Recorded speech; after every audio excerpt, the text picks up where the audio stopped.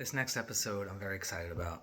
It was inspired by a friend of mine who, after the last episode I recorded, told me, like, listen, with the name calling and Nick is this and Tucker's that, might be true, but people are kind of like tired of hearing that. You're not really affecting so much when you're using these names. People want to know the answers. A lot of the questions are hanging in the air, and people want to know the answers to these questions. So, although I did put, a nice amount of content in the past two episodes, I thought I'll start dedicating directly to addressing the issues on hand. Debating the issues on hand. They claim a lot that we don't debate it and we only call them names. Let's debate the issues. Let's just talk about it from a logical, psychological, common sense perspective. Answer the questions. They have questions. Let's answer them one by one. So I think it's a great idea, and I'm excited. And this will be the first of many. So this one is dedicated to a very big question, the question of October 7th. And people are asking, rightfully, what happened on October 7th? Or I should say, how did October 7th happen? Israel is known for its intelligence, which we saw after October 7th, what they did with Iran, what they did in Lebanon with the pagers. Everywhere. Israel is unmatched with its intelligence. Israel has a very strong army. What happened on October 7th? How did terrorists with flip-flops, as we like to say, just trying to say, like, terrorists who have zero, like, they're not sophisticated, not an army, not a big machine, which in a way that it's an answer, by the way. You're prepared for these big conglomerate machines, but you're not prepared for that little guy who's just sneaking in. But still, Israel was prepared for that. Israel knows about Hamas. Israel knows about terrorism right by its door all the years. How for hours and hours, for like 8 hours, the army wasn't there, wasn't addressing anything? How so many thousands of people were able to cross? What happened? That's a very legitimate question. And people are taking it to some interesting answers. And that's what I want to address. So I'm going to show you a clip from Charlie Kirk, who I very much respected and loved. And I cried a lot after he was killed. It was horrific. And he was just a very good man. He was just a very, very good man. Like a lot of people was trying to explain why people took it so hard, me included. Like, why did I cry at least 5 times for a stranger I never met personally? And people gave different answers to why. I think because he was such a just good man, a very good man. So I must say that before I'm going to show the clip that I'm showing, where he says things that I think were very, unfortunately, wrong. Like, he just didn't read the map correctly at all. It seems like he was fed that information from someone who I could guess who that is. But I'm going to dispute that claim, again, after stating how much I respected him and loved him. And I think he was a gem of a man who, unfortunately, God decided that I guess he was too pure for this world. Nevertheless, I want to address what he's going to talk over here. I think it's a pretty famous clip, him with Patrick Ben David. I apologize for the low quality of this video. I'm going to show you old school, just show you another screen instead of incorporating it into the video. I don't know how to do all these technicalities. I don't know how to do the studio. I don't know how to do the fancy lights and fancy mics. If anyone knows how to help me, I would welcome that. I'm really looking for someone to establish a studio for me and get me all the equipment I need, and know how to do the editing. I don't know how to do anything. In the meantime, I'm just shooting content, and anyone who could help me is more than welcome. I'm happy to pay. So without further ado, let me show you the clip. So here we go. And if we go dark, I'll put all those things out there. Yeah. How did these guys not know this was taking place? So I've been to Israel many times. The whole country's a fortress. When I first heard this story, I still had the same gut instinct that I did initially. I find this very hard to believe. I've been to that Gaza border. You cannot go 10 feet without running into a 19-year-old with an AR-15 or an automatic machine gun that's an IDF soldier, right? The whole country is surveilled. And so let me just kind of go through this. We don't talk about Israeli politics very often, and most Americans don't know this. The last 9 months, Israel was on the brink of civil war. It's not an exaggeration. This judicial stuff, there were hundreds of thousands of Israelis taking to the streets because Bibi Netanyahu was basically redefining the Israeli constitution. That's not an exaggeration, right? He said the judicial branch has too much power. There were protests planned this week against Netanyahu, where they anticipated tens of thousands of people to take to the streets. That's all gone, Patrick. Netanyahu now has an emergency government and a mandate to lead. I'm not willing to go so far that saying that Netanyahu knew or there was intelligence here, but I think some questions need to be asked. Was there a stand down order? Was there a stand down order? 6 hours? I don't believe it. Israel's the size of New Jersey. When I took a helicopter ride from Jerusalem to the Gaza border, it's 45 minutes. 6 hours. They're live streaming the killing of Jews. Did somebody in the government say stand down? That is a legitimate, non-conspiracy question. The whole country is the IDF. The whole country is. Yeah. And you're trying to tell me that they're going to concerts and kibbutzes and schools and by reports 6 hours. Let's say it's 3 hours. That's suspect. Go ahead, Rob. It's also not like a right-wing reporting. This is from the New York Times. The long wait for help as massacre unfolds in Israel. I can't think of a more liberal news outlet than the New York Times. And by the way, I'm actually very pro-Israel. So let me be so I'm not exactly... I think we all are. No, I just want to make sure my position is clear here. But so Patrick, there are other explanations. It's possible that the Netanyahu government was double-crossed by bad agents. Okay? That's dark, but it's not as dark as what we're talking about. Okay? Another aspect is that Netanyahu might have traitors in his government, like legitimate traitors that have infiltrated. I was texting with some senior people in the IDF, and they said, Charlie, I can't say too much, but let's just say the same problem you have with the left in America we have here in Israel. So there's something to think about. Just something to think about, right? Is that maybe there's some people within those intel agencies that aren't as sympathetic. Or maybe, Patrick, they might have gotten a tip, they might have gotten whispers, but no one thought it would be 1,200 Jews dead. That's a potential, right? Because here's the essence of it. The essence is this. This is the closest thing to the Holocaust that any of us have lived through. But the fact is now Bibi and the Israeli hard-right government has a mandate. I gotta be careful the way I say this. They're gonna try to ethnically cleanse Gaza. I mean, I don't use that term lightly, okay? They're talking about basically removing 2.5 million people there, okay? And honestly, they have a mandate to go seek justice and revenge. They do. This idea that they need to have a truce or a peace treaty, that's morally crap after you see women and children be burned alive and dragged to the streets. But there are some serious questions here, Patrick. And let me tell you, my pattern recognition over the last 5 years has become pretty sharp. COVID, Maui fires, Epstein. When I see a story and it doesn't click, our guts are usually right. Okay, so here you have it. That was the clip. Again, I apologize for the quality, a little old school, but I think the message comes through.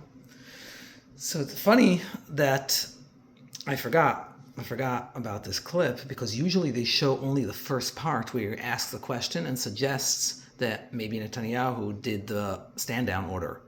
They don't show the other parts where he has other alternative explanations. They don't show that usually. They show on Twitter, they show all the people who love criticizing Israel and Bibi and claiming that Charlie Kirk was on their side. They only show that first minute. They don't show the fact that he's suggesting that maybe it was someone inside the government who did that.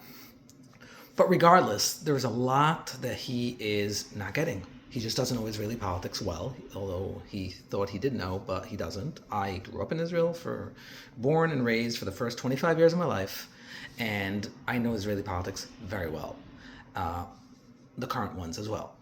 So let's start. A question, great question. obvious question. It doesn't make sense. Everyone in Israel is asking the same question. But the answer to everyone in Israel is very clear. I would say 60-70% of Israelis have a guess or an idea of what the answer is, and that's the opposite of what he's saying. So let's start with the facts. So the judicial reform, let's give a little background. What was the judicial reform about? Like this. In the United States of America, you also have a little bit of that problem where the court oversteps their boundaries, where the court starts telling President Trump whether he could do tariffs or not, or whether he could fire government employees, whether this, whether that. Court starts interfering with the government, with the president, with the prime minister. They start, with their biases, with the court's biases, they start telling the government what they could do and what they can't. The Supreme Court, being a conservative Supreme Court, steps in and stops that time and time again. It stops that and says we need to restrain ourselves. We do not, we can't take over the other branch. We are the judicial branch. We can't take over the president's. There's 3 branches of government. You can't take over the Congress, and you can't take over the president. You got to stay in your lane. Now, in America, they understand that. In Israel, they don't. But it's way, way, way worse in Israel in a lot of different ways. Number one, in America, they are basically appointed by an elected official. The president appoints a Supreme Court judges, and the other judges get elected in their district. Or the president federal is coming from the Congress, from the president, wherever it is, it's all stemming from elections. The people vote in people who elect the judges, or the people themselves elect the judges. It's coming from the people. And even then, the judges make sure not to step over their authority and encroach in the government's or the governor's duties. In Israel, they are elected by nobody. The judges are elected by nobody. They are elected by the previous judges, who were elected by the previous judges. So you have a judge, and then the next judge that comes in is only the one the judge originally wanted. The judges elect the next judges. There is some government involved, but they have a veto power. The judges have a veto power, and only who they allow is allowed to serve in court. It's unheard of. This is like unheard of in any democracy in the world.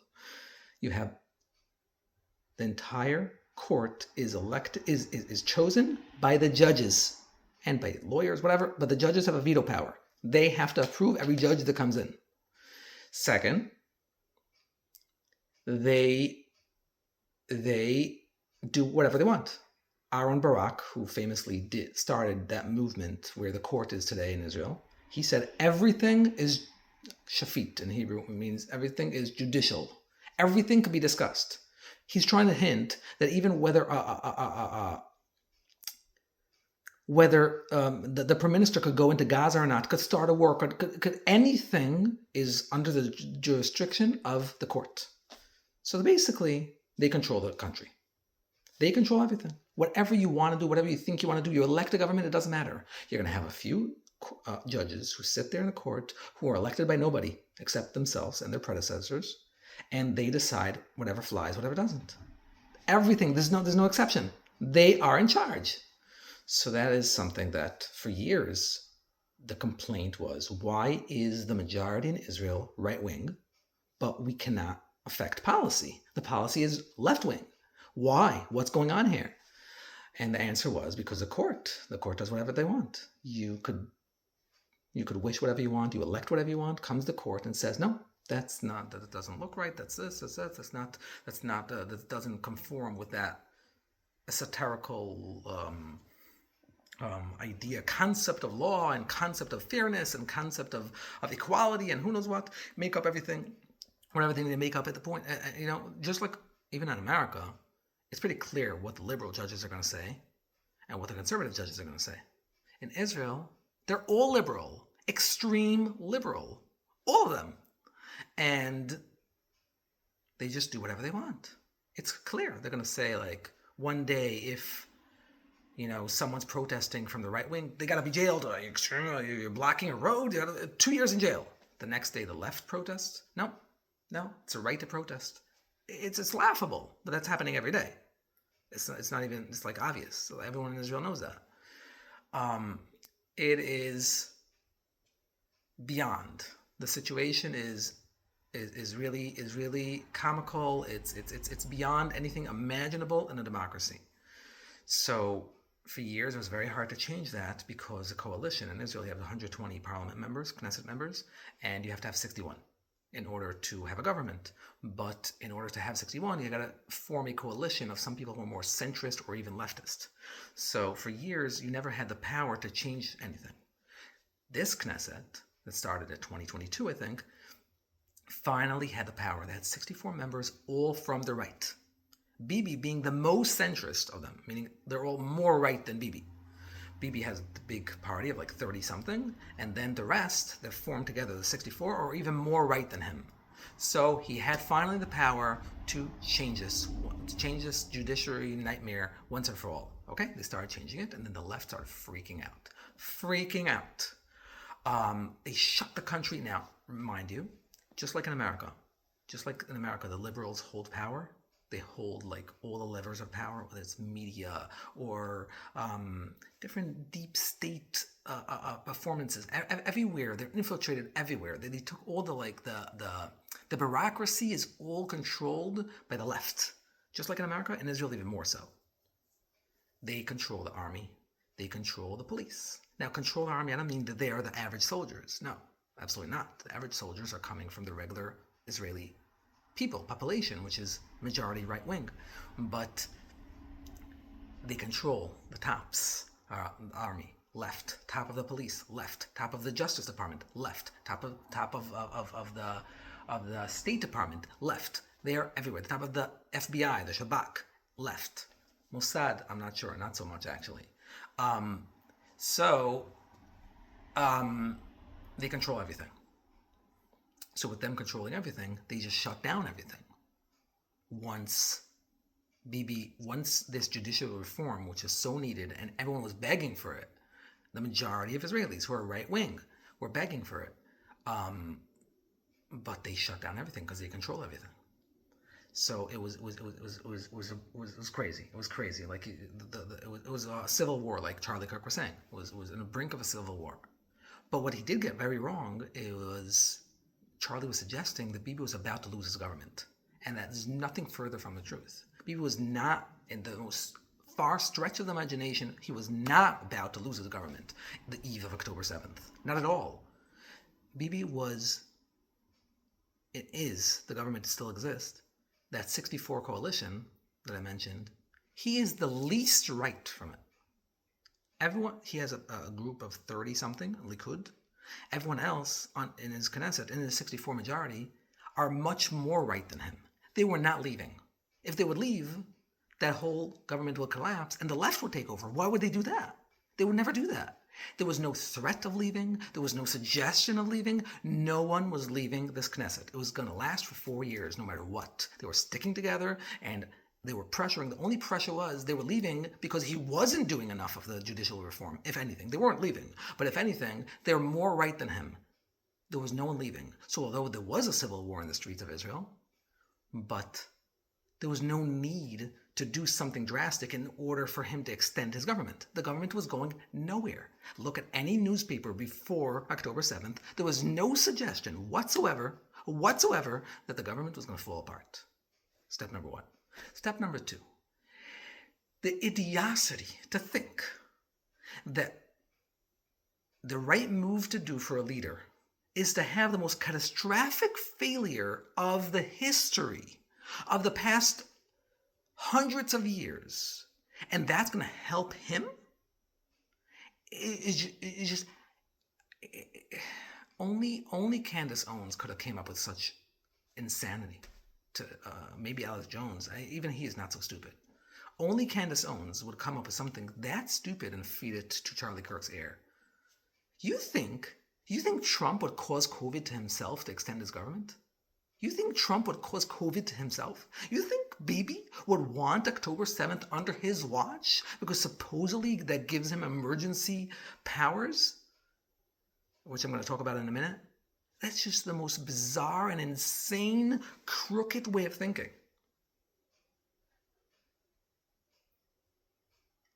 You know how hard is it for Bibi? Now we understand, and we'll talk about that soon, about whose responsibility it is. You know how hard it is for Bibi to explain how this is not his responsibility?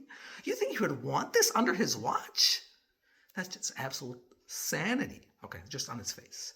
Second, there's no such thing as emergency powers in Israel. There's no such thing. A day after October 7th, there was absolutely no reason why the government wouldn't fall. There was not like, oh, so he caused October 7th, therefore his government extended. Emergency, war. There's no law that in a wartime your government extends. No. The people stuck with him because they believe he's the right leader because they know he's not the one who caused it. The same coalition they had behind him wanted him to stay because they know he's the right leader at the time. He's the best of what we have. We don't want a left-wing government, definitely not that. So they stuck with him.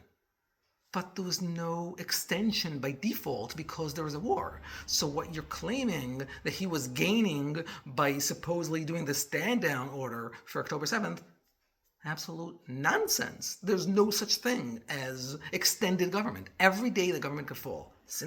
Before October 7th, after October 7th, on October 7th, till today, it could fall any day whenever the people decide to leave the coalition. They don't decide to because they want him to stay because they're all more right-wing than him and they want him to stay. They don't want the left. If he falls, the left will take over. So there's nothing, there's like, again, another brick of this claim falls apart because there's absolutely nothing to it. There's nothing to the beginning of it and nothing to the end of it. Furthermore, let's talk about another aspect here. Who did do the stand? So I mentioned before when I was talking about the judicial reform and the reason for it. That same mechanism of how the Israeli politics is working and the government, that same deep state that I mentioned before, that's what explains. That's the answer to his question. So he's asking, what happened? Everyone's asking. I'm asking. Everyone in Israel's asking, what happened? Some people are not asking. The left in Israel is not asking because they know what the answer is.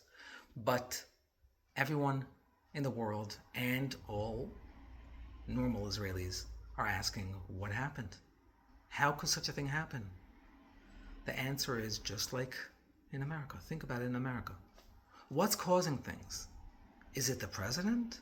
Or is it the deep state? Trump, 45, in his first term, he was a president, but he had the FBI working totally to undermine him. He had all intelligence agencies all together working to undermine him.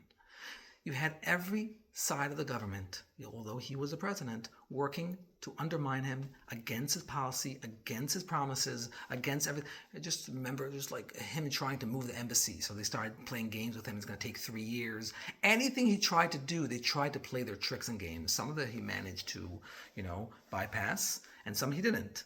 And this term is looking a lot better because he already knows how to get rid of that. And the president in America, in the United States of America, has way more power, way more power than the prime minister in Israel has.